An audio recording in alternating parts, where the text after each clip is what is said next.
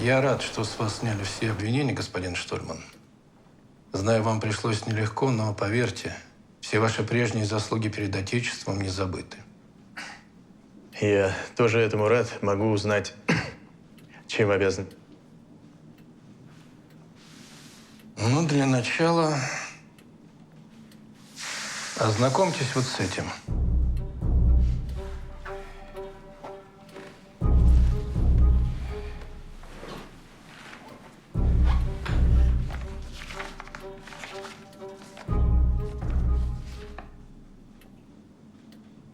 Это все чудовищное злодейство. Вероятно, их причина некое умопомешательство.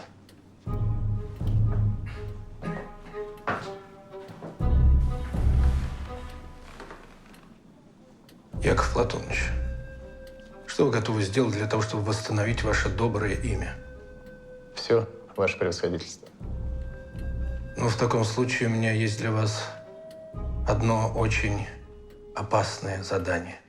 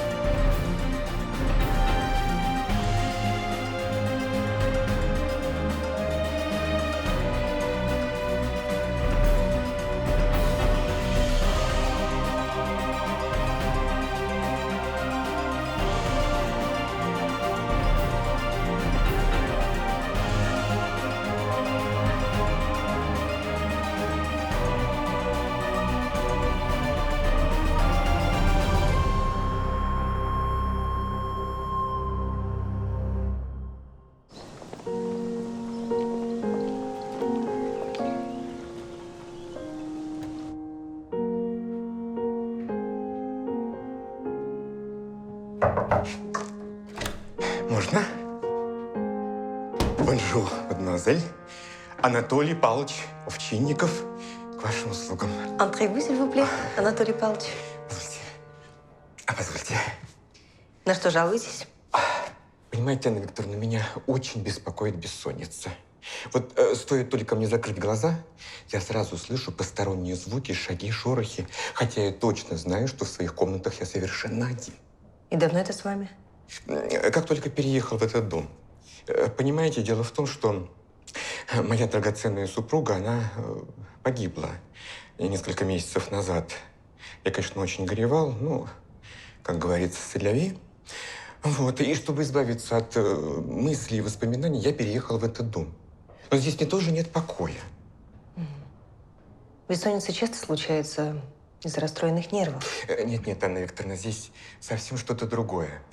Понимаете, мне кажется, что этот дом проклят.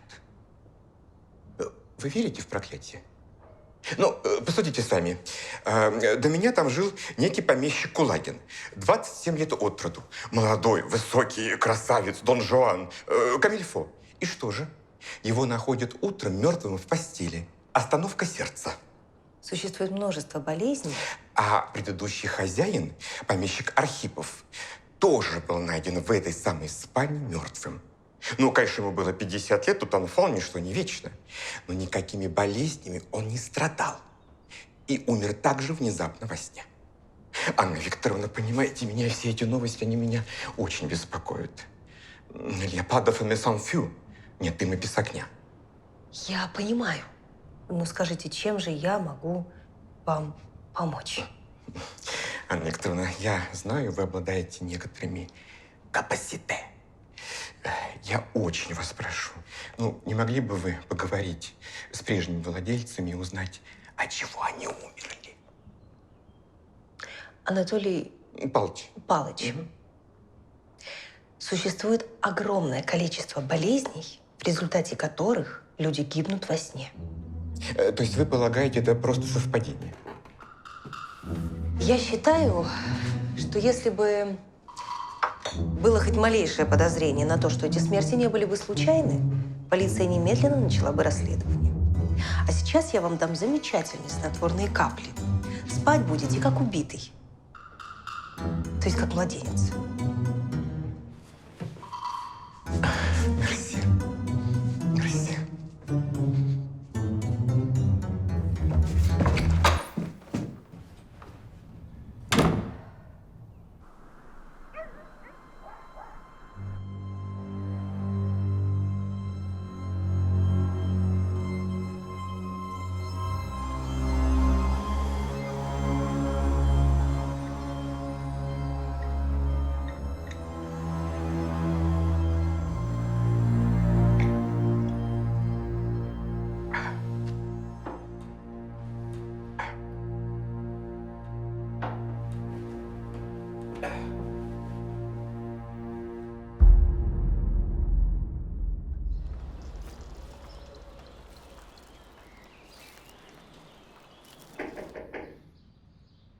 Войдите.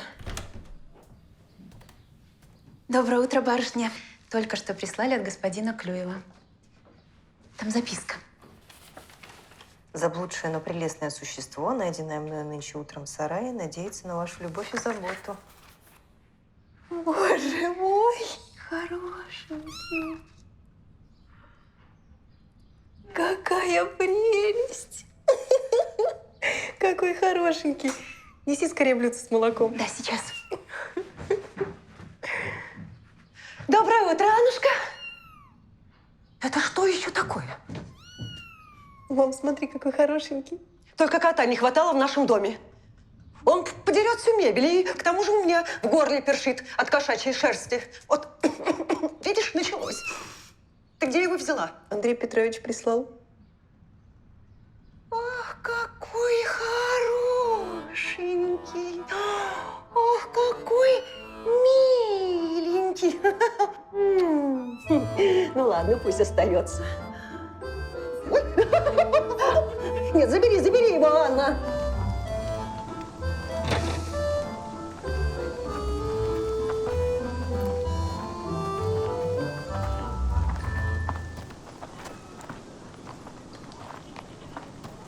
День добрый, господин Клюев. Здравствуйте, господин Штольман. С самого утра уже с букетом цветов, видно, не на шутку взялись за кем-то ухаживать. Уверены, что этой женщине нравятся розы? Ну, к чему эти реверансы?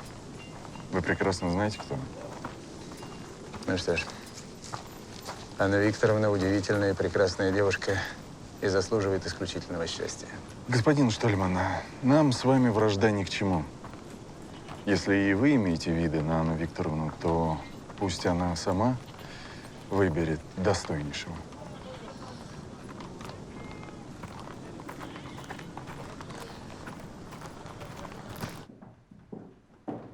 Послушай меня. В самом деле осталось потерпеть, ну, буквально совсем немного.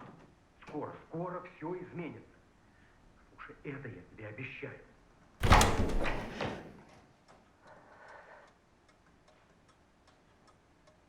С кем-то ты только что говорил? Маша, я репетировала речь в суде. Новое дело. Кого защищаешь? Маша, я уже опаздываю в суд. Давай поговорим вечером. Так давай я прикажу закладывать. Не надо! Я сам распоряжусь, прошу тебя, душа моя. Оставь меня одного. Мне надо дочитать речь, подготовиться. Прости, дорогая, но ты мне мешаешь.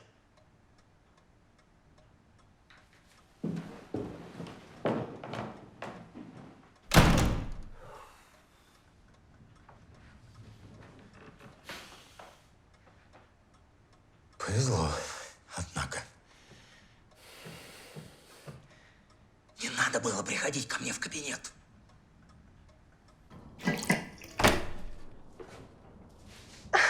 Андрей Петрович, как это мило. Это вам. Благодарю. Скажите, а получили вы утром другой мой подарок? Ваш подарок очень громко мурлыкал. Вылокал целое блюдце молока и был пожалован на должность больничного кота. Ловить мышей, пациентов, веселить. Присаживайтесь. Ну, спасибо. Ну, конечно, место завидное. Любой кот мечтал бы о таком. Благодарю вас за участие в его судьбе. Здравствуйте. Здравствуйте, доктор. Господин Клюев. Анна Викторовна, я собираюсь поехать в город, зафиксировать смерть одного человека. Я помню, вы просили научить вас правильно составлять заключение. Конечно, доктор. Я поеду с вами. Что ж, я вас жду. Мое почтение.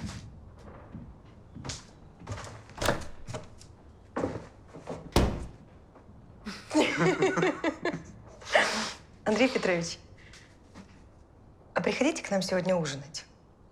Марья Тимофеевна обрадуется.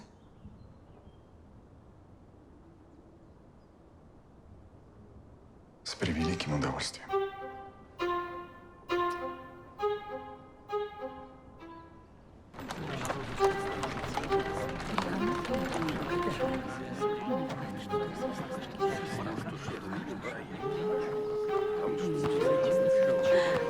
Ты красивая!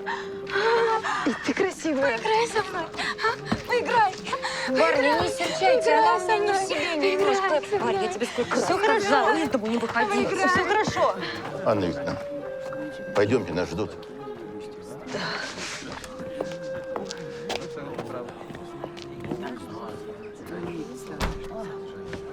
Примите мои соболезнования. Здравствуйте, доктор.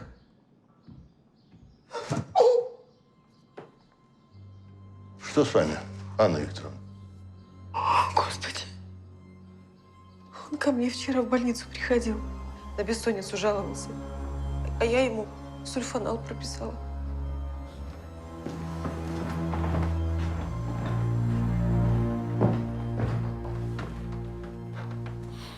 Сульфанал. Судя по количеству жидкости в этом пузырьке, он выпил не более 20 капель.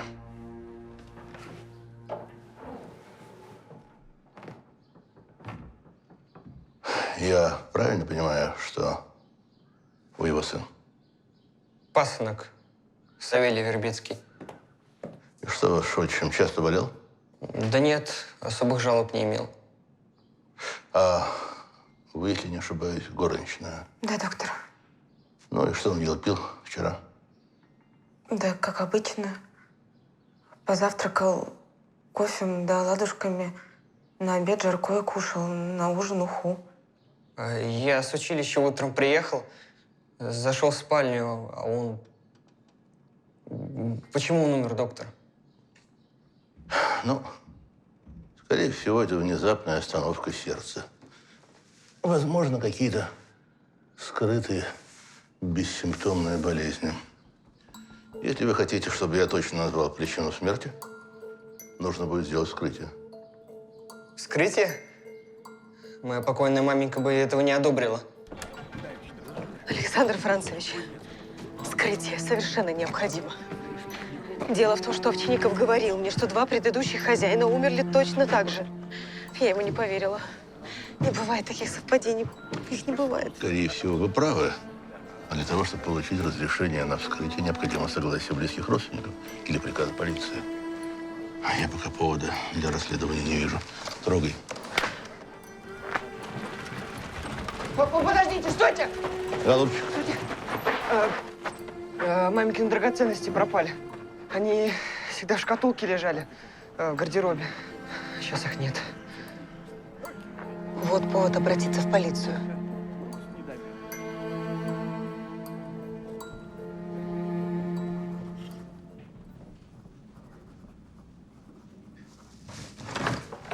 Ну что, Яков Платоныч, чувствуете себя Цезарем, перешедшим Рубикон? Какая любопытная у вас корреспонденция. Тайная полиция, охранное отделение. Может быть, прольете свет на тайны 5-летней давности? Хотя бы на убийство князя Разумовского. Князя убил лакей, как и предполагало следствие. Неужели? А слухи говорят, что... Слухи они на то и слухи, Антон Андреевич. К сожалению, ничего интересного рассказать не могу. Настаивать не смею.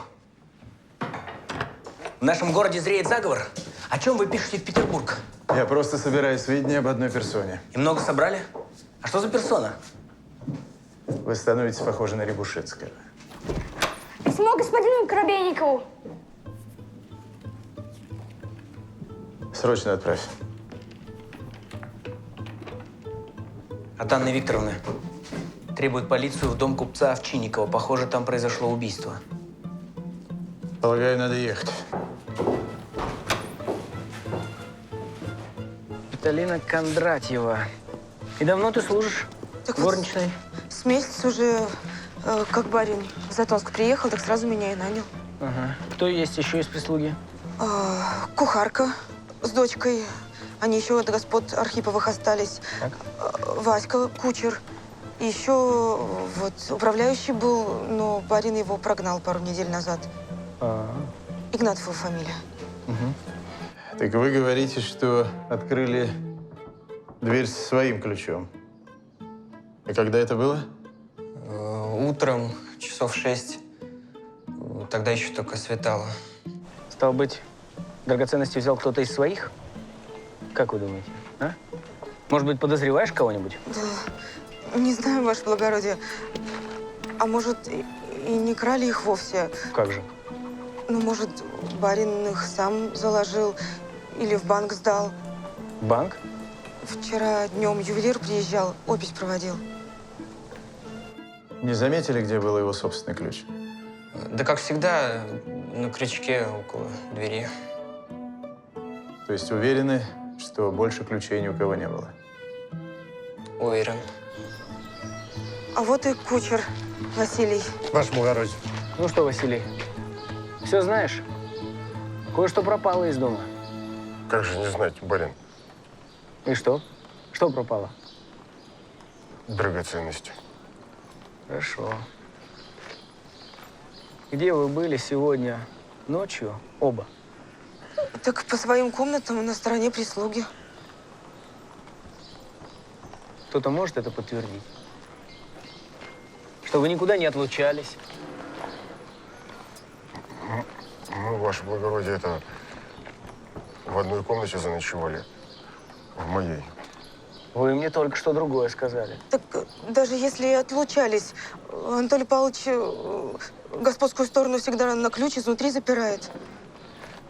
Знаете что, ступайте, мы с вами еще побеседуем.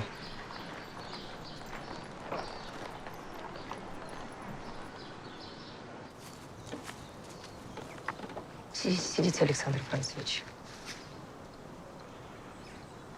Удалось установить причину смерти? Боюсь, вы были правы. Овчинников действительно скончался от асфиксии. Его задушили? Да, полагаю, его задушили во сне подушкой. Я обязана была отнестись к его словам серьезно. Голубушка, Анна Викторовна, ну, право, не корите его так себя. Вашей вины в его смерти нет.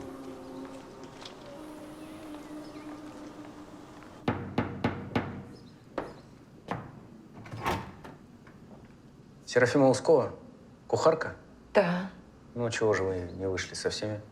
Ой, простите, ваше благородие, я боюсь дочку одну оставить. Да вы проходите, проходите. Мы вас долго не задержим. Скажите, этой ночью вы были здесь, в комнате? Да, а где же мне еще быть-то? Я за дочкой смотрю, чтобы она не убежала, не потерялась. А на ночь я всегда ее руку к своей веревочкой привязываю. Правда? Ваша дочь больна? Да. Не в себе она. Вот ростом вымахала, а разум мне, как у малого дитя. Покойная барыня Вера Ивановна Архипова, она помогала нам, по докторам ее возила, но только ничего не изменилось. Архипова – это супруга того самого владельца дома, которого 5 лет назад нашли мертвым в своей спальне. И с предыдущим владельцем Кулагиным похожая история, Яков Платонович. Вообще-то этот дом в народе называют проклятым. Мама, кто это? Тихо, тихо, тихо, тихо, тихо, тихо. Ну что люди только болтают? Какой он проклятый. Архипов пил, как сапожник. У него белая горячка была, вот он и умер. А Кулагин пристрастился к настойке опиумной. Да, без нее вообще заснуть не мог. Вот однажды перебрал, и все. Они плохие, плохие, пусть идут, мама, они плохие. Простите, господа, простите. Тихо, тихо, Варя, тихо, тихо. Всего доброго.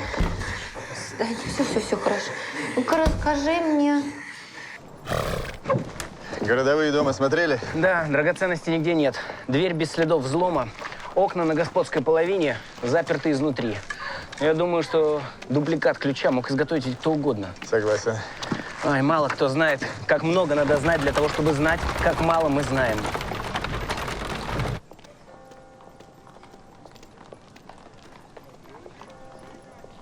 Анна Викторовна, добрый день.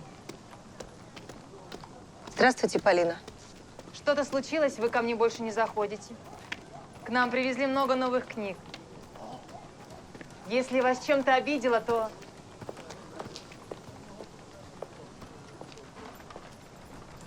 До меня дошли слухи о вашей связи с господином мне не безразличным. Скажите, Полина, у вас со Штольманом роман? Нет, нет, вы ошибаетесь. Все совсем не так.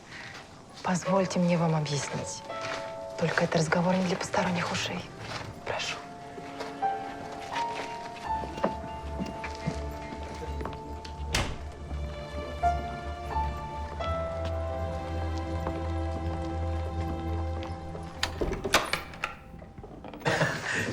Совсем недавно доставили от доктора Милса, Антон Андреевич. Благодарю. Овчинникова задушили, как я и говорил.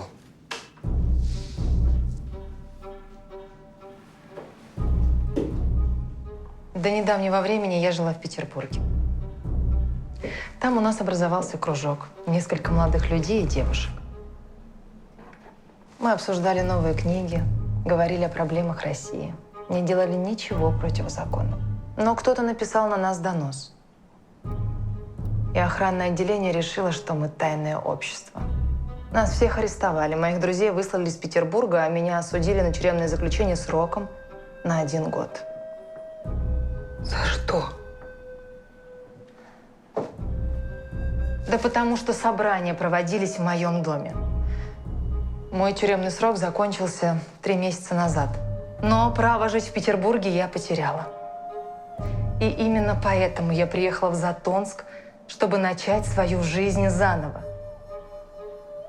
Но, как все подозрительные, я нахожусь под судебным надзором. И мой надзиратель – господин Штольман.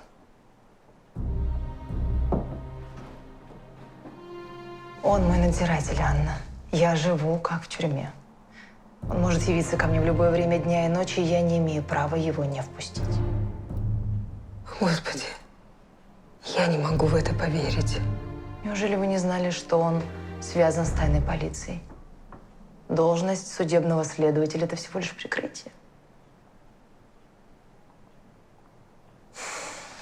Анна, мне очень жаль, что я вас расстрою. Я догадывалась, что у вас есть чувства к нему. У меня были к нему чувства. Я понимала, что Штольман выполняет некие тайные поручения. Но я думала, что он ловит настоящих преступников, а не следит за подозрительными. Могу ли я надеяться, что вы будете заходить ко мне? Вы мой единственный друг в этом городе. Я понимаю, что дружба с поднадзорной – это… Полина, умоляю вас, прекратите. Как вы можете так говорить? Конечно, мы с вами друзья. Слушайте, я вообще не понимаю, на каком основании? Полиция, господин Игнатов. Штольман, судебный следователь. Вчера ночью из дома господина Овчинникова пропали ценные вещи, а сам он был убит. Мне кажется, вы служили у него? Я уже 2 недели не служу. Я здесь ни при чем. Вижу, известие об этом вас не сильно расстроило. А чего где расстраиваться? Гнилой был человек. И что же вы так о покойном? Он, ваше благородие, управляющим меня нанял. Велел новый дом к приезду подготовить. Я нанял людей. Я в этом треклятом месте полы перестелил, окна заменял, дымоход вычистил. И этот человек мне ни копейки не заплатил. Мне пришлось поденными из своего кармана рассчитывать. Где вы были прошлой ночью? Здесь, у себя. Подтвердить, кто это сможет? Я живу один. Понятно. До окончания следствия из города не уезжайте. Я понимаю. Я нахожусь у вас под подозрением. Но только, ваше благородие, вы зря время теряете. На Овчинникову кто только зуб не имел. И кто же, например? Да и хоть пасынок его, Савелий. Он отчима крепко ненавидел. Тот его мать своими кутежами и изменами в могилу свел. Ну, вы хоть прислугу проспросите как следует. Они, почитай, каждую неделю ругались. Едва до мордобоя не доходило.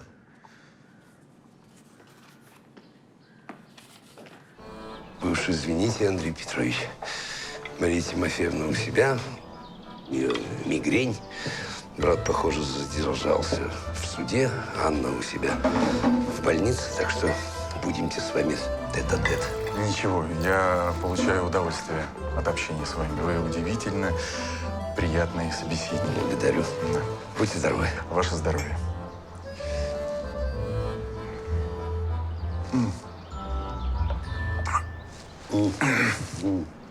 Хорошо.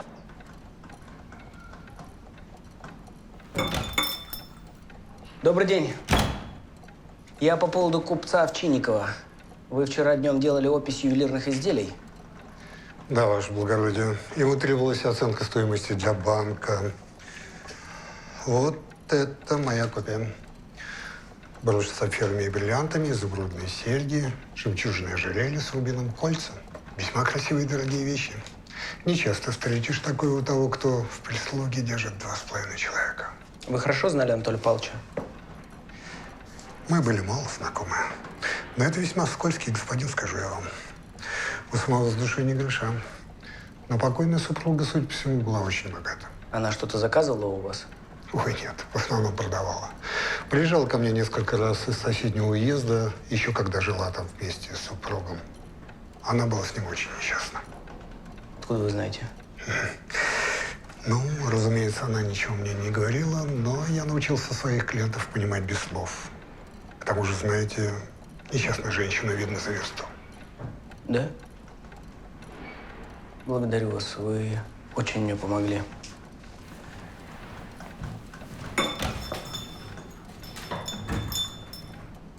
Я даже и представить себе не мог, что в такой глухой провинции можно встретить столь необыкновенную женщину, как ваша племянница. Она не только красива, но и умна, образована. Вижу, вы ей всерьез увлечены. Вижу. Так я и не скрываю этого. Но чувствую, что обыкновенные знаки внимания или слова не позволят мне достичь ее благосклонности. Я не понимаю, чего она хочет, чего ждет от меня. Могу дать совет вам. Не спешите. Тише едешь, дальше будешь. Дело в том, что... Аннет? Анна Викторовна. Андрей Петрович, Аннет. прошу меня простить, я заставила вас ждать. Я прекрасно провел время в обществе вашего дяди. Да. Петр Иванович? Да. А вы куда-то собираетесь? Ой, да, Аннет, да, у меня дела. Так что развлекай своего гостя сама. А какие у тебя могут быть дела? Неотложные дела. Всего хорошего. Петр Иванович. Всего хорошего. Дела. Вы чем-то обеспокоены? Не хотите прогуляться? Хочу.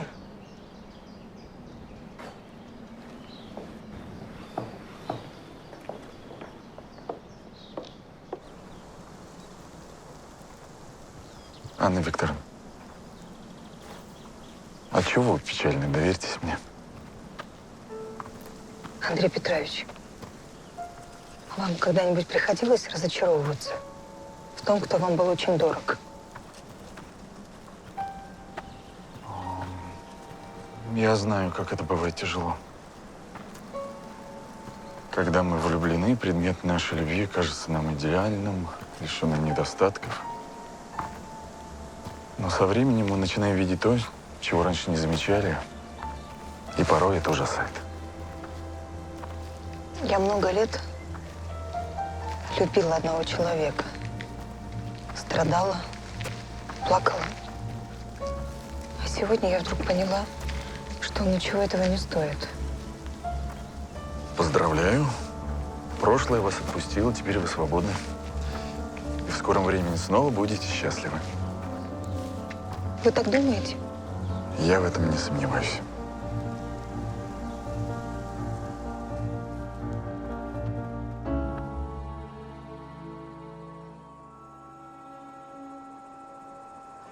Ни по Архипову, ни по Кулагину уголовные дела не возбуждались.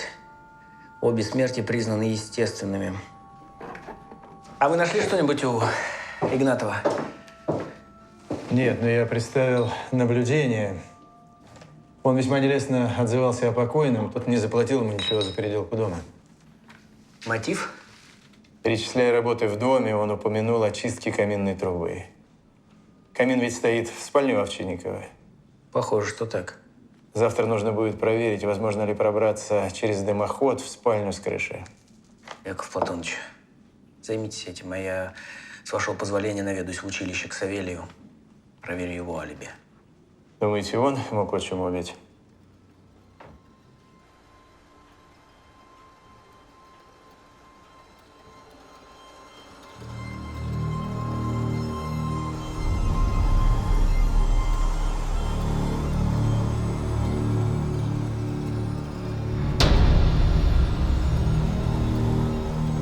Анатолий Павлович, простите меня. Я без внимания отнеслась к вашей просьбе. Я виновата. Помогите мне найти вашего убийцу. Кто вас убил?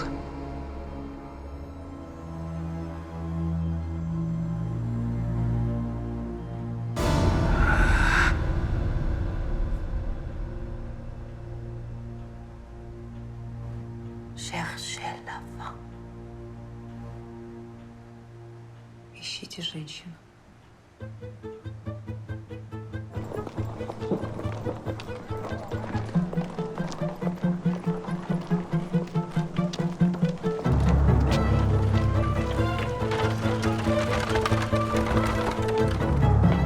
Трогай.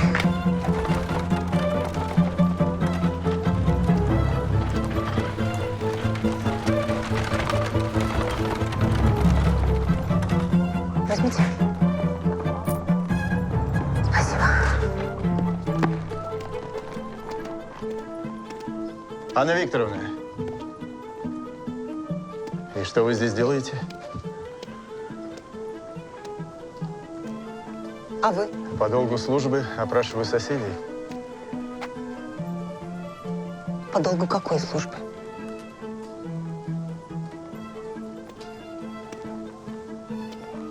Промышляете негласным надзором. Сделались притеснителем всех свободно мыслящих людей? Я от вас такого не ожидала. Признаться, я вас не Не понимаю. надо. Не надо, мне все известно. Я была о вас лучшего мнения. Вы имеете право сердиться на меня сколько угодно, но я действительно здесь по делу об убийстве Овчинникова. Раз вы тоже здесь, я смею догадываться, что наши интересы совпадают, и хотел попросить вас о помощи. Я очень виновата перед Анатолием Павловичем. Я без внимания отнеслась к его словам. Теперь он мертв. О чем вы хотели меня просить? Дочь кухарки, Варвара, поговорите с ней. Мне кажется, она могла что-то видеть или слышать. К сожалению, она больна, но такие свидетели иногда запоминают гораздо больше, чем прочие. Почему вы хотите, чтобы я с ней поговорила? Она явно боится мужчин. Я не знала.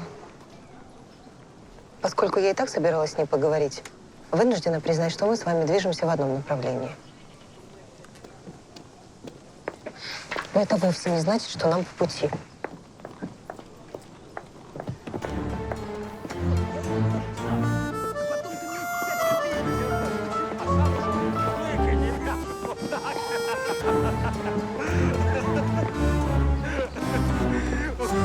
Здравия желаю, господа студенты. Здравствуйте. Есть ли среди вас друзья или, может быть, однокашники Савелия Овчинникова? А кто интересуется? Меня зовут Антон Андреевич Коробейников. Я начальник сыскного отделения. Ого! Так и что же Савка натворил? Неужели отчима зарезал, а? Да, это могло бы быть смешным, если бы не оказалось правдой. Отчим действительно убит. И вы считаете, что Савелий мог его придушить, зарезать, да? Что он его, не любил? Ну, мало сказать, не любил, он его ненавидел. Только Савелий хлюпик, он даже мелюзге навалять не сможет. В пятницу вечером кто-нибудь видел Савелия? Так это у нас пирушка была.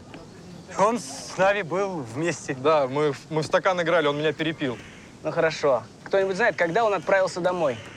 Часа в 2 или в 4. Проводите меня в комнату Савелия. Да, конечно, пойдемте.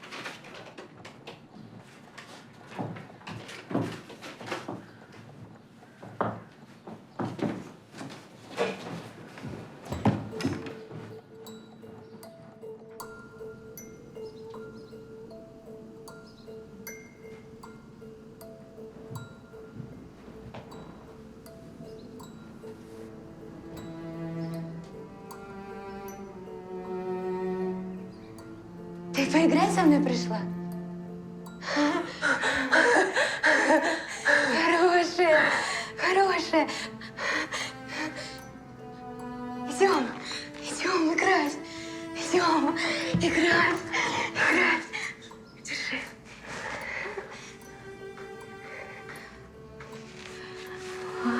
Баю, баюшок. Кладу детку на пушок, на пухую кровать. Будет детка крепко спать. Твоя кукла хорошая. Хорошая. А кто еще хороший? Мама хорошая? Хорошая. А хозяин Анатолий Павлович? Плохой. Плохой. Из-за него Капитолина плакала. Тише, все.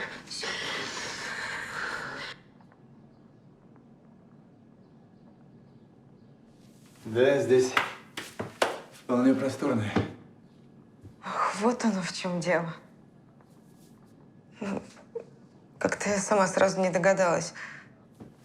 Ну правильно, какой дурак через парадную полезет? У всех на виду. А тут, пожалуйста, вот вылез и ушел себе дворами.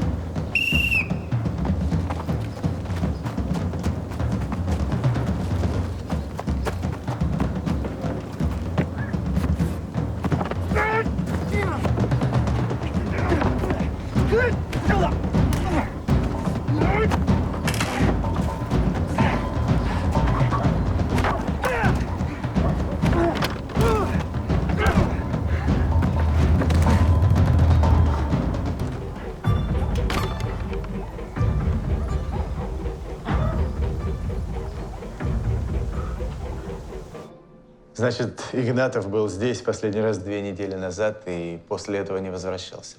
Да какое там, ваше благородие. И носу не казал. Барин очень его обидел. Ты Капитолин? Я? И что ж, покойный барин тебя обижал? Мне сказали, ты плакала из-за него? Это кто же ему такую глупость сказал? Варя, небось. Вы не слушайте ее. Дурочка она. У меня в том месяце сестрица померла, и глаза и правда на мокром месте были. Только вот барин тут ни при чем. Я от Анатолия Павловича всегда только хорошее видела. Могу я идти? Спасибо тебе, ступай.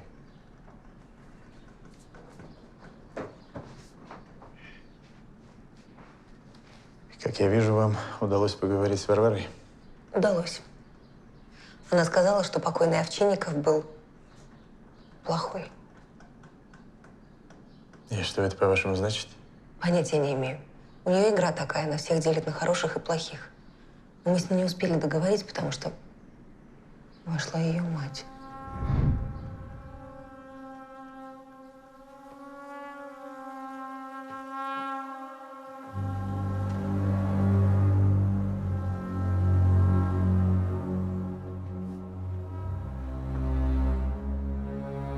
Что там, Анна Викторовна? Мужчина. Средних лет.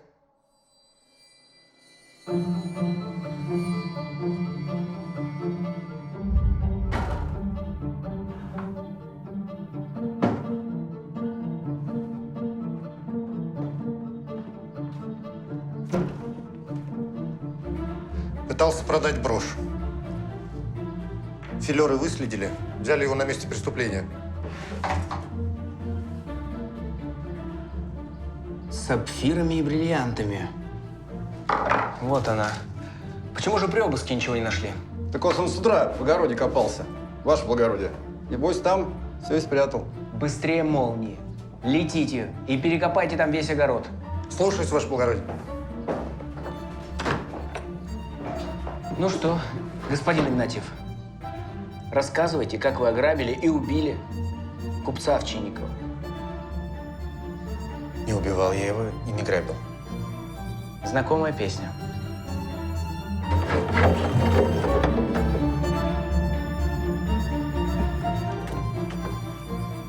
Здесь тайный ход. Нужен свет.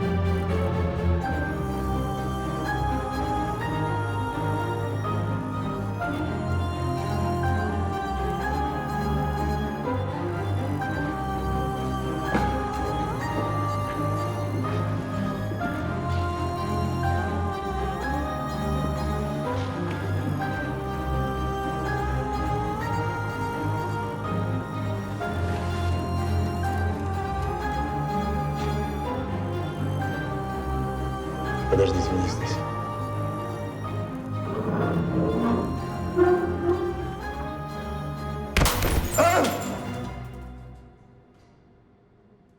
Яков Платоныч! Яков Платоныч!